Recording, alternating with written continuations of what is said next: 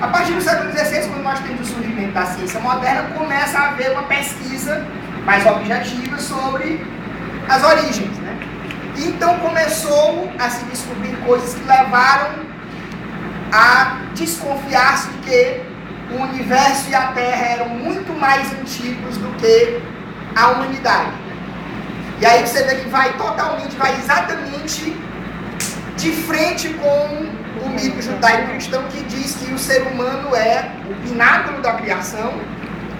Toda a criação foi feita para nós, porque nós temos o direito de usufruir de tudo. Então nós vemos que, à medida que o universo e a Terra estão aqui há muito mais tempo do que nós, o nosso papel fundamental nessa história diminui bastante. É meio difícil você acreditar que o universo e a Terra foram feitos para nós, se durante 99,99% do tempo que eles existem, nós não estávamos aqui. É meio difícil você convencer as pessoas disso. É mais fácil você acreditar que nós somos o auge da criação, se nós fomos criados junto com tudo e tudo foi criado para nós. No Gênesis não existe uma menção direta à escala temporal. Fala-se em dias, né? Que são os 7 dias, Deus fez em 6 dias, descansou no 7º, que era para caber os dias da semana. E depois, no futuro, nós vamos ver que os criacionistas discutem muito essa questão desse conceito de dia no Gênesis. Eles mesmos não entram em acordo entre eles a respeito disso. Essa ideia fixista de que tudo foi criado pronto em um determinado momento do passado e desde então nada mudou, que é basicamente o que é apontado no livro de criação do Gênesis. Depois que tudo foi criado, nós não vimos mais nenhuma menção sobre a criação posterior. A única grande coisa que acontece com a Terra depois que termina a criação é o dilúvio universal.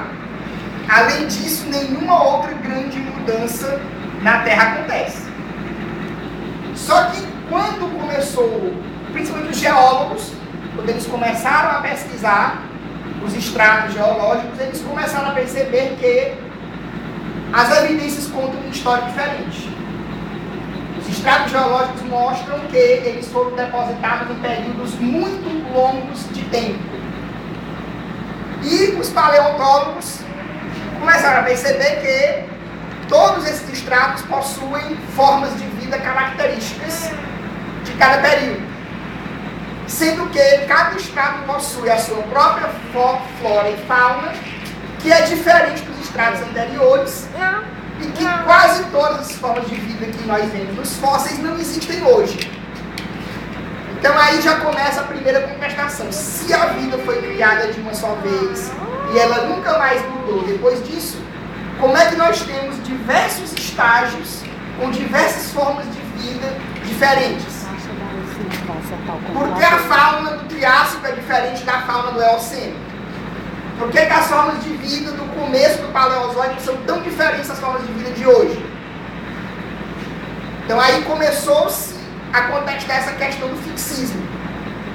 E principalmente, se o registro fóssil mostra diversas floras e faunas diferentes, como é possível que tudo tenha sido criado de uma vez só? Surge então o conceito de extinção, de que algumas espécies existiam no passado e não existem mais hoje. E observa-se claramente que ao mesmo tempo que algumas espécies desaparecem no registro fóssil, outras surgem. Como isso se encaixa dentro da história do Gênesis, que diz que tudo foi criado ao mesmo tempo? Esse foi o grande problema. Os religiosos tentaram resolver isso de várias formas diferentes. Talvez a mais engenhosa de todas tenha sido o paleontólogo do século XIX, grande paleontólogo por sinal. Ele criou a teoria do umbigo de Adão. A hipótese dele era a seguinte: Deus criou a Terra com toda a impressão de que ela é antiga. Todas as evidências geológicas e paleontológicas estão corretíssimas. Mas é tudo mentira. A Terra só tem cerca de 1 ano de idade. É porque Deus, para poder Deus criar um mundo lógico, ele tinha que criar um mundo com aparência de antiguidade. Então tá certo, as evidências geológicas são corretas, mas é tudo mentira. É tudo mentira. Deus é um grande troll. Vocês são deixam de acreditar que isso é verdade. Tem uma comentário que sobre os fósseis do dinossauro, né? Que o religioso falou que foi o diabo que colocou os fósseis para confundir. Para testar a nossa fé. Para testar a fé. Você vê como tem todo tipo de interpretação. Então, o registro fóssil mostra um padrão totalmente distinto daquele que se espera do relato do Gênesis. Né? Vê-se que as espécies surgem e desaparecem continuamente. Esse nem seria um problema tão grande. Então, o problema maior é que essas espécies surgem e desaparecem continuamente, mas elas são claramente relacionadas umas com as outras. As espécies que surgem depois têm claras semelhanças com espécies que surgiram antes. Quando os biólogos observaram isso, além da observação empírica da natureza, mais o que se observou no registro fóssil, chegou-se então à concepção de que a vida na Terra muda com o passar do tempo, as espécies mudam. No século XIX, os biólogos já estavam plenamente convencidos disso. A teoria evolutiva de Darwin não é a primeira a surgir. Lamarck já tinha proposto algo antes disso, antes de Darwin nascer. O próprio avô do Darwin já havia trabalhado nesse conceito. Então a ideia de evolução já era a ideia de que as espécies mudam com o passar do tempo, já estava bem consolidada quando Darwin publica a origem das espécies. E o Darwin não fez isso sozinho. Havia um biólogo inglês também, o Alfred Wallace, trabalhando totalmente independente do Darwin, trabalhando na Indonésia, chegou às mesmas conclusões do Darwin, tanto que eles publicaram até os trabalhos deles juntos. Né? Eles trocavam carta. Pois é. Então, quando eles propõem, a comunidade biológica não discutiu o fato de que as espécies mudam com o passar do tempo. A grande discussão é: o mecanismo proposto pela teoria darwiniana é capaz de explicar o fenômeno? Essa foi a grande questão. Durante as décadas que se seguiram, muito se contestou a teoria darwiniana nesse quesito. Não a questão de contestar que as formas de vida mudam com o passar do tempo. Mas a questão é: o mecanismo proposto pelo Darwin dá conta de explicar o que se observa? Então houve essa discussão. A gente tem que lembrar que quando o Darwin e o Wallace propõem a evolução por seleção natural, a genética não existia.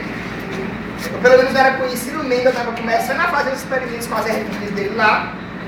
Então, quando a genética mendeliana vem no século XX, é que vão unir a genética mendeliana com a teoria evolutiva e que vai então surgir uma nova teoria evolutiva que se chama-se de nova síntese.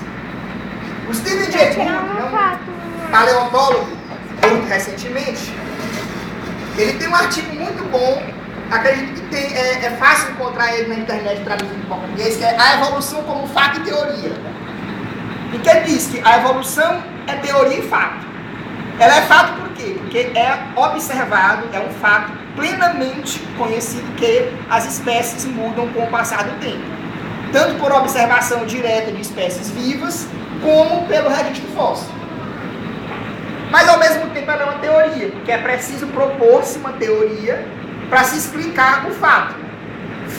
O fato em si, ele não é nada. O fato ele tem que estar dentro de uma teoria que faça ele ter sentido. Então, nesse sentido, a evolução é fato e é teoria também. A evolução como fato não é contestada. A evolução como teoria debate-se até os dias de hoje. O que existe, o que nós chamamos hoje de teoria evolutiva é essa nova síntese, ou síntese moderna, que é uma fusão dos trabalhos do Darwin e do Wallace com a genética mendeliana, com tudo que se descobriu no século XX. É diferente do trabalho do Darwin. Algumas coisas em teoria evolutiva hoje o Darwin não sabia nada sobre genética, sobre hereditariedade. Existe um mecanismo chamado deriva gênica, sobre o qual o Darwin não sabia nada. Hoje, uma das grandes discussões em termos de evolução é qual o papel da deriva gênica. Alguns biólogos dizem que a deriva gênica tem um papel pequeno, outros já dizem que a deriva gênica é tão importante quanto a seleção natural. Existe muita discussão a respeito disso ainda hoje. Então, como teoria científica, a evolução continua a ser testada, continua a ser debatida. A própria concepção primordial de que a evolução se dá de forma gradual tem sido contestada também. O Jay Gould é um dos proponentes de uma nova hipótese, que é o equilíbrio pontuado, que ele diz que a evolução não se dá de forma tão gradual assim. Ela se dá aos saltos. Em alguns momentos existe muita mudança, e quando esses momentos passam, as espécies tendem a mudar muito pouco durante um grande período de tempo. Questão do intervalo. Exatamente. Mais ou menos durante o período de cataclismos mundiais, questão de pandemias. Exatamente, Logo depois de grandes extinções, costuma haver muita mudança evolutiva. Quando se passa, existe muita discussão ainda. Existe muita discussão a respeito disso ainda hoje.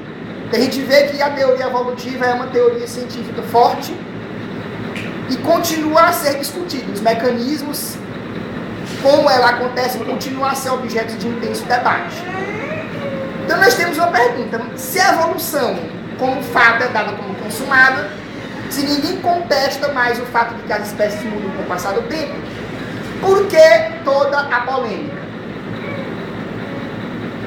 Tudo porque a narrativa do Gênesis bate de frente com a teoria evolutiva. Como nós já vimos. O trabalho dos pioneiros da geologia, o trabalho dos biólogos com a evolução, tudo isso contestou a narrativa do Gênesis de um mundo criado de uma só vez, em que o universo, terra, vida e homem são criados ao mesmo tempo, e pronto, nunca mais nada muda. E também a ideia de que, na narrativa do Gênesis, o homem é especial. O homem não é um animal como os outros, tanto é que ele é criado de forma separada, ele é a imagem e semelhança de Deus. Na teoria evolutiva, o ser humano é um animal que emergiu do mesmo processo evolutivo do qual emergiram todas as outras espécies. Para uma cultura que tem o ser humano como pináculo da evolução, isso é um insulto grande. Tanto que alguns criacionistas até aceitam de boa que todas as espécies têm evoluído. Mas alguns não aceitam somente a evolução humana. Eles não, o ser humano não. O ser humano é a imagem e semelhança de Deus. Ele não foi criado do mesmo jeito que as outras espécies foram.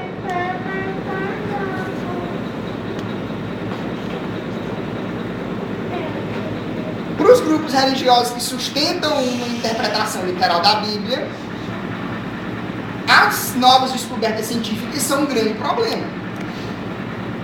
Então, tudo depende de quão ao pé da letra você leva a narrativa do Gênesis. Os próprios criacionistas não têm consciência a respeito disso.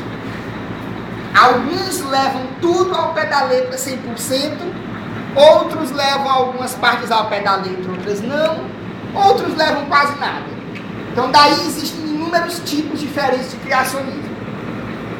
Os mais literalistas são chamados criacionistas de terra jovem. Para eles o universo, tudo foi criado há no máximo 10 mil anos. Eles têm uma divergência de cronologia, mas de 6 a 10 mil anos. O universo, a Terra, tudo não existe há mais tempo do que isso. E toda mudança que aconteceu na Terra, basicamente todos os aspectos geológicos da Terra, montanhas, vales, tudo foi criado pelo dilúvio universal. Então, para eles é isso. É o Gênesis de forma absolutamente literal. Já outros, são chamados criacionistas de terra antiga, eles têm uma divergência no conceito do Gênesis de dia. Para eles, a palavra dia do Gênesis não é um dia literal em 24 horas. Um dia seria uma era. Então, esses criacionistas aceitam que o universo é antigo, a Terra é antiga, eles aceitam toda a geologia e a astronomia sem problemas. Porque eles não aceitam a evolução biológica. As espécies foram criadas todas do jeito que o Gênesis diz. Podem até ter sido criadas no intervalo de tempo de milhões de anos, mas foram criadas de forma fixa e não mudam. Já existem os defensores da evolução teísta, que dizem que toda a teoria evolutiva é correta, mas de alguma forma foi Deus que inspirou, que criou o processo para ele acontecer. Na prática, os evolucionistas teístas não são diferentes dos evolucionistas normais, né? Depois a gente vai ver que na prática não faz diferença nenhuma. E tem os defensores do design inteligente que adotam quase toda a teoria evolutiva, mas advogam que existe uma intervenção de um ser supremo em um ponto ou outro para fazer a evolução acontecer. Então, o criacionismo não é um conjunto coordenado de ideias, ao contrário do que eles tentam vender, como sendo duas coisas, duas teorias rivais. O criacionismo não é uma teoria, nem científica, nem não científica. É um balaio de gatos onde eles mesmos não conseguem chegar a um consenso sobre coisa nenhuma. A não ser que eles rejeitam, em algum nível, as evidências científicas em prol de algum nível de literalidade, de aceitação da escritura. Então, na prática, o que é o criacionismo? É uma coletânea de ataques à evolução. Totalmente descoordenada e cientificamente fraca. Eles têm tentado, a gente não vai entrar a fundo em cada um dos argumentos criacionistas, porque a gente precisaria de 2 horas para falar sobre tudo isso, né? E existe muito material na internet, fácil de se encontrar. Então, nós temos uma pergunta. Se para os criacionistas a Bíblia é a palavra de Deus, eles não estão nem aí porque a ciência moderna diz, por que a preocupação deles em contestar a evolução? Por que a preocupação deles em dar um verniz científico às crenças deles? Se eles são tão seguros de que a Bíblia é a palavra de Deus e que a ciência, se a ciência diz uma coisa e a Bíblia diz outra, a Bíblia está certa e a ciência está errada, eles não deveriam se preocupar. Eles não estão certos. Eles não têm a verdade do lado deles. Então por que a gente tem que se preocupar com o que a ciência moderna diz ou deixa de dizer? Por que essa preocupação tão grande? A questão é, eles querem que o criacionismo seja ensinado nas escolas, no mínimo ao lado da teoria evolutiva. Para eles, é uma questão de justiça, né? Vocês mostram a teoria evolutiva de vocês para os nossos filhos, vocês têm que mostrar o outro lado também. Daí eles têm sempre essa ênfase de que são 2 lados da mesma moeda e que é justo mostrar as 2 coisas e deixar as crianças decidirem. Mas é covardia, né? Fica 2 contra 1, porque a religião já faz isso, né? Justamente, né? Justamente, ninguém vai na escola dominical ensinar a teoria evolutiva, né? Ninguém está lá na aula de catecismo dizendo eu quero tempo igual também para ensinar a teoria evolutiva na aula de catecismo. Ninguém faz isso, mas eles querem fazer. Enfim, então, para eles é importante, eles só vão conseguir enfiar o criacionismo no ensino básico se eles derem ao criacionismo um verniz de cientificidade. Mas Né? pelo menos quando eu estava no ensino fundamental, os meus livros tinham as 2 teorias. Criacionismo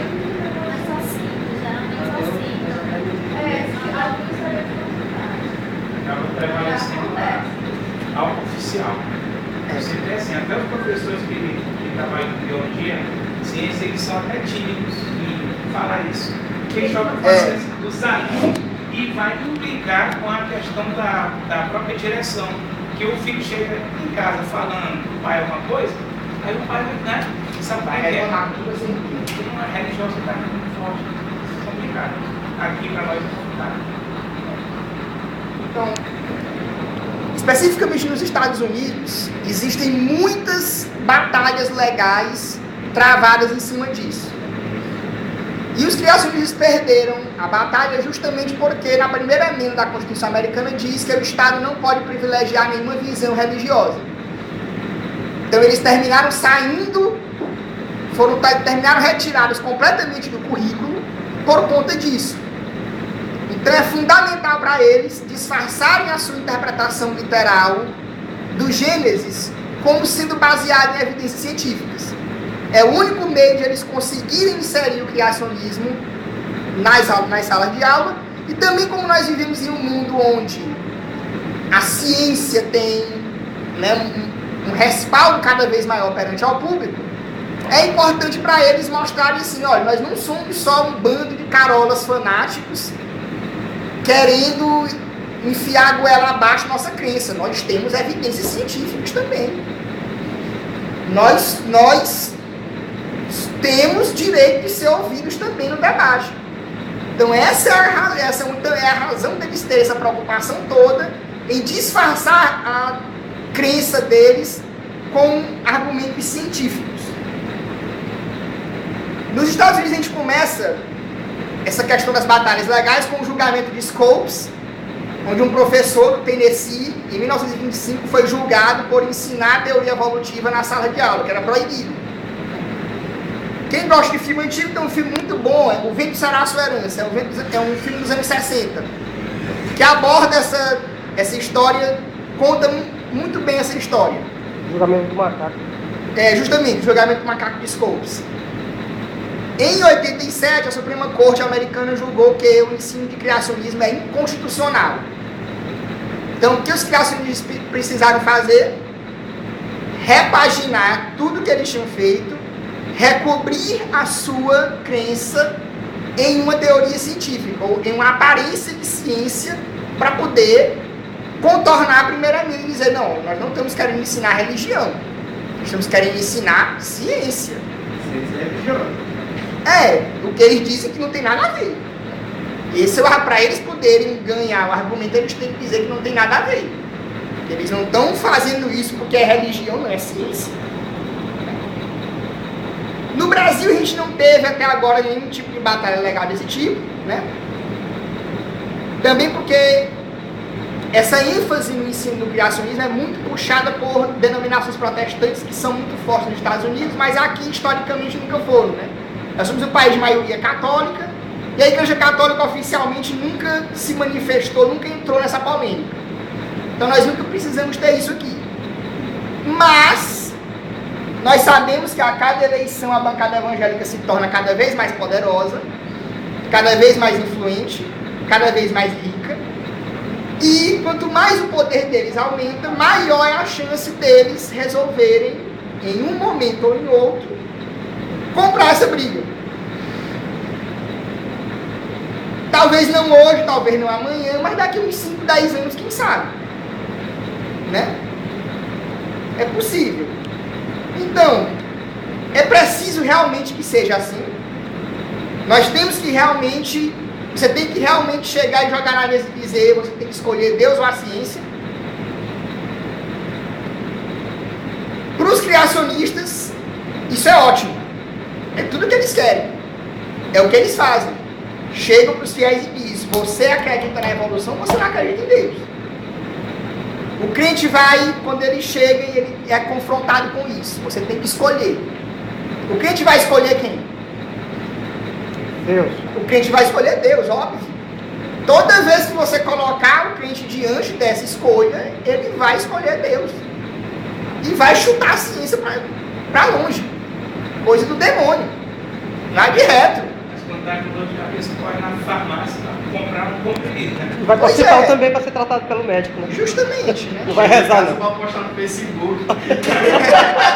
Facebook já vai no ateu que estava na igreja. E o mais engraçado é que eles não acreditam na questão do DNA, que é totalmente ciência. Aí caso a mãe, o pai dá uma dispensa na mãe, aí vai, corre para fazer o exame de DNA. Quem é o pai? E aí, cadê? Cadê a ciência nessa hora? É o mesmo processo que explica a evolução, né? A partir do DNA. Pois é. Então, ao dizer aos fiéis que eles têm que escolher entre Deus e a ciência, os criacionistas sabem que o fiel vai optar por Deus. E será facilmente convencido a ficar do lado deles. Então, nós que estamos do lado de cá da trincheira, né, nós temos que nos convencer de que nós não podemos dar arma para o inimigo. Todas as vezes que nós estamos do lado de cá chegarmos e dissermos que o crente tem que optar entre Deus ou a ciência, nós estamos dando munição para o inimigo. Nós estamos movendo o jogo para o campo dele. E no campo deles, eles ganham. Nós temos que trazer o jogo para o nosso campo. Então, de tudo isso que nós vimos, é realmente incompatível uma coisa com a outra? Tudo depende do seu compromisso com uma interpretação literal do Gênesis. Se você for comprometido com uma interpretação 100% literal do Gênesis, como são os criacionistas de Terra Jovem, negar a evolução é o menor dos seus problemas. Você vai ter que negar a geologia, você vai ter que negar a paleontologia, você vai ter que negar a física moderna, a química, você vai ter que negar toda a ciência dos últimos 300 anos. Astronomia, história. Você vai ter que jogar toda a ciência dos últimos 300 anos no lixo. Já, por exemplo, se você baixa um pouquinho a barra, né? Como os criacionistas de Terra Antiga fazem. Não, um dia não é um dia é uma era, né? Interpreta do jeito que quiser. Você vê. Da forma mais conveniente.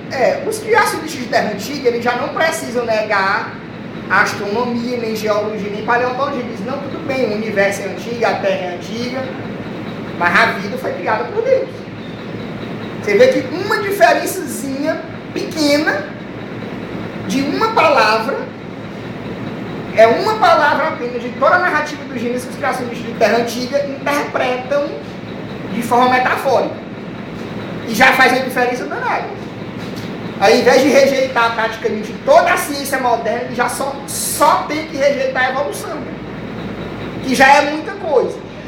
Mas vejam que muita coisa que um criacionista de Terra Jovem tem que negar, o criacionista de Terra Antiga já não precisa mais negar. E se você não é comprometido com uma interpretação literal do Gênesis, se você é comprometido, se você interpreta de uma forma metafórica, você pode aceitar todo o corpo da ciência moderna sem nenhum problema. Tudo depende do seu compromisso com a literalidade, com uma interpretação literal ou não. Então, esse é o ponto no qual nós temos que nos concentrar. Não dizer para o crente que você tem que optar por uma coisa ou pela outra. É dizer para o crente que, se você não for comprometido com uma interpretação literal da Bíblia, você não tem que ter medo da ciência moderna. Medo nenhum. Você pode acreditar no que você quiser. Que é o caso, a evolução teísta basicamente é isso. Ele diz, não, tudo bem, está tudo certo mesmo, mas quem criou o processo evolutivo foi Deus. Tudo bem. Isso não é um argumento científico. Eles não pretendem tornar isso um argumento científico. Eles não pretendem contestar nada, então... Mas muitos deles dizem que a Bíblia é comprovada cientificamente. Cada fato. Procura uma relação com a história aí para explicar. Eles estão errados, mas enfim, enquanto eles não quiserem enfiar criacionismo nas escolas, eles não são nossos inimigos. Ou pelo menos não os inimigos mais importantes.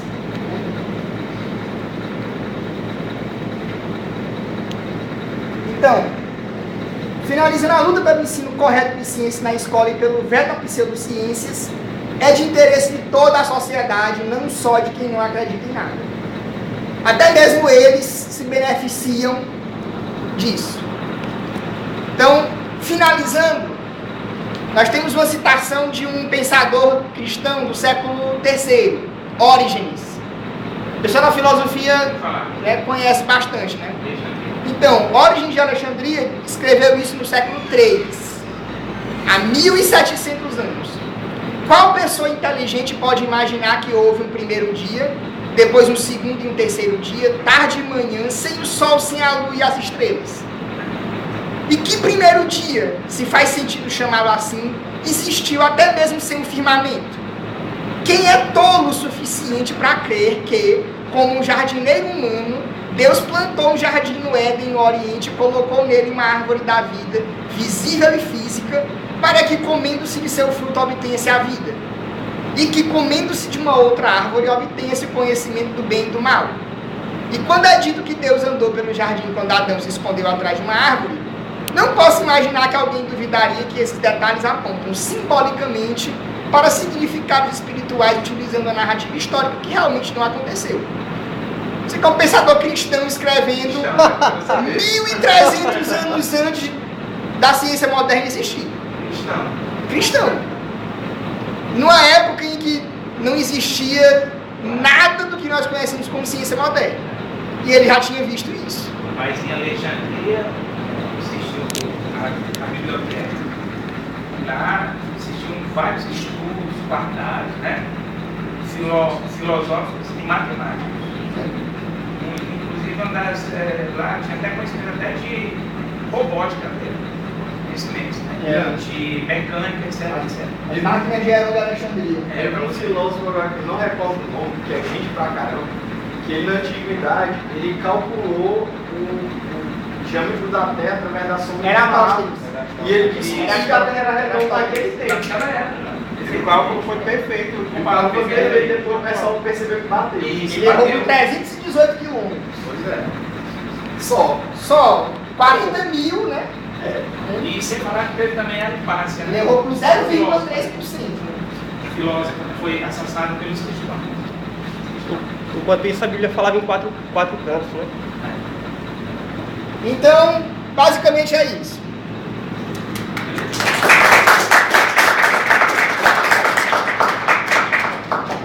Nós vamos agora para a palestra mais interessante do dia, que é a do Edward.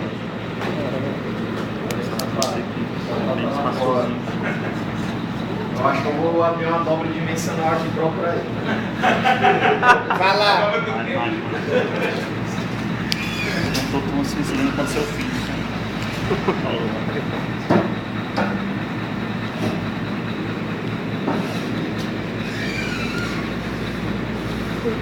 Pode me dar um filme, viu? Filme lá. Quem assistir? O vento será a sua herança. É. Legal.